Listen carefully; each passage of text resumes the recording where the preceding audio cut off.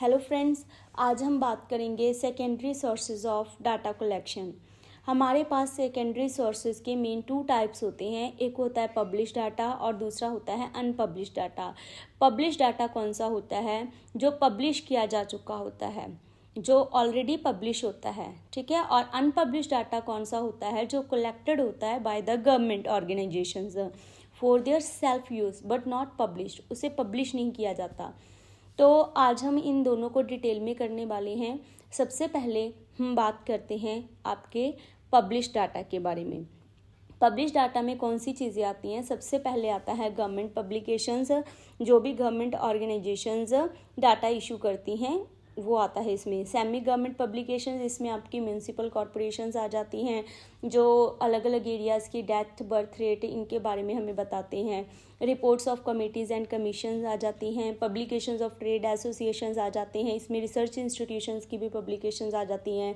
Journal and paper में आपके newspaper और मैगजीन का डाटा आ जाता है। पब्लिकेशंस ऑफ रिसर्चर्स आ जाता है और इंटरनेशनल पब्लिकेशंस भी आ जाती हैं, जो अलग अलग इंटरनेशनल इंस्टीट्यूशन द्वारा पब्लिश की जाती हैं, जैसे यूएनओ हो गया, आईएमएफ हो गया, ठीक है।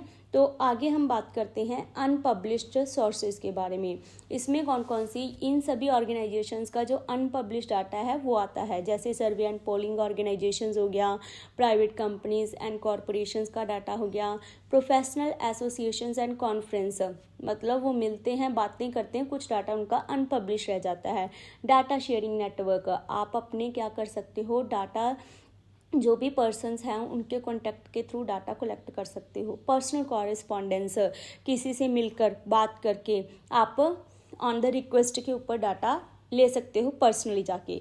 तो ये डाटा पब्लिश नहीं होता, बट ये चीज़ ध्यान में रखनी है कि इसका डाटा पब्लिश नहीं होता।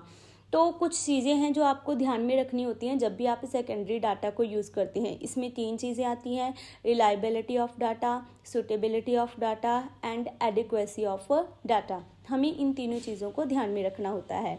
इसके अलावा कुछ और चीज़ें भी हैं जिनको हमें सेकेंडरी सोर्सेज ऑफ डाटा को यूज़ करते समय ध्यान में रखना होता है। जैसे फर्स्ट वन है कि जो भी आपका, ठीक है, डाटा कलेक्ट हो रहा है, जो आपके पास डाटा है वो प्रिपेयर किया हो एक्सपीरियंस्ड एंड इम्पार्शियल ऑर्गेनाइजेशंस के थ्रू।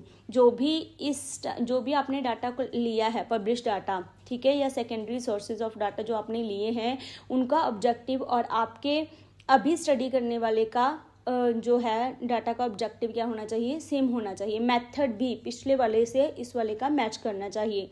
एक चीज़ ध्यान में रखनी होती है कि जो डाटा हमने कलेक्ट किया है वार के टाइम, वो हम पीस के टाइम सूटेबल नहीं होता। तो ये चीज़ ध्यान में रखनी है कि पीस के टाइम का ही डाटा हमने गैदर करना है।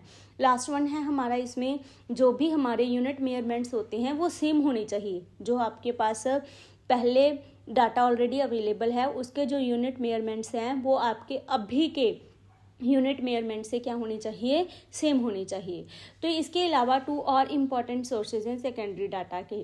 उसमें आपका आता है census of India and reports and publications of NSSO, national sample survey organisation. चलिए अब इन्हें डिटेल में करते हैं। इसमें सबसे पहले हम बात करते हैं census of India. Census of India में क्या आता है? सेंसस ऑफ इंडिया एक डिसेनियल पब्लिकेशन है। डिसेनियल मतलब हर 10 साल बाद पब्लिश होने वाला गवर्नमेंट का डाटा है, ठीक है। इसे पब्लिश कौन करता है? हमारे registrar general and census commissioner, ठीक है। और इसमें इंक्लूड कौन कौन से पैरामीटर्स होते हैं? इसमें इंक्लूड पैरामीटर्स आते हैं size, growth rate and distribution of population. का साइज़ क्या है, ग्रोथ रेट क्या है और कितनी कहाँ पे डिस्ट्रीब्यूशन है। पॉपुलेशन का प्रोजेक्शन क्या है, डेंसिटी ऑफ पॉपुलेशन क्या है, कहाँ पे कितनी पॉपुलेशन रहती है, सेक्स कॉम्पोजिशन, कितनी मेल हैं कितनी फीमेल हैं, स्टेट ऑफ लिटरेसी, ठीक है, कि हमारे इंडिया में स्टेटस क्या है लिटरेसी का, किस में ज़्यादा है और किस में कम है।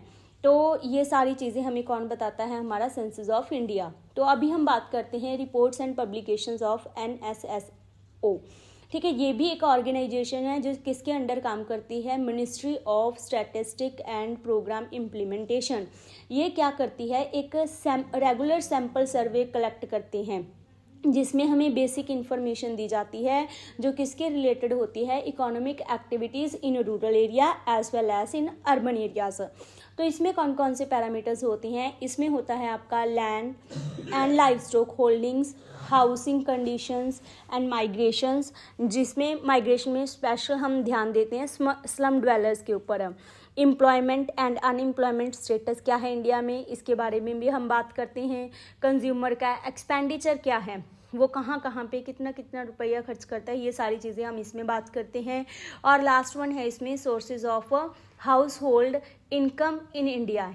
इंडिया में इनकम के सोर्सेज क्या कौन कौन से हैं हाउस होल्ड इंडिया में, ये सभी बातें भी हम किस में पता करते हैं, NSSO में। तो ये दोनों भी एक ऑर्गेनाइजेशंस हैं, census of India and NSSO, जिसके थ्रू हमें क्या होता है अलग अलग डाटा मिलता है बेटा। अगर ये सभी चीज़ें आपको क्लियर हो गई होंगी तो अच्छी बात है, फिर भी अगर आपको कोई डाउट है बेटा तो आप कमेंट सेक्शन में, ठीक है, इस वीडियो के कमेंट सेक्शन में अपने क्वेश्चंस को DM कर सकते हो। होप आपको सभी चीज़ें क्लियर हो गई होंगी। Thank you, have a nice day.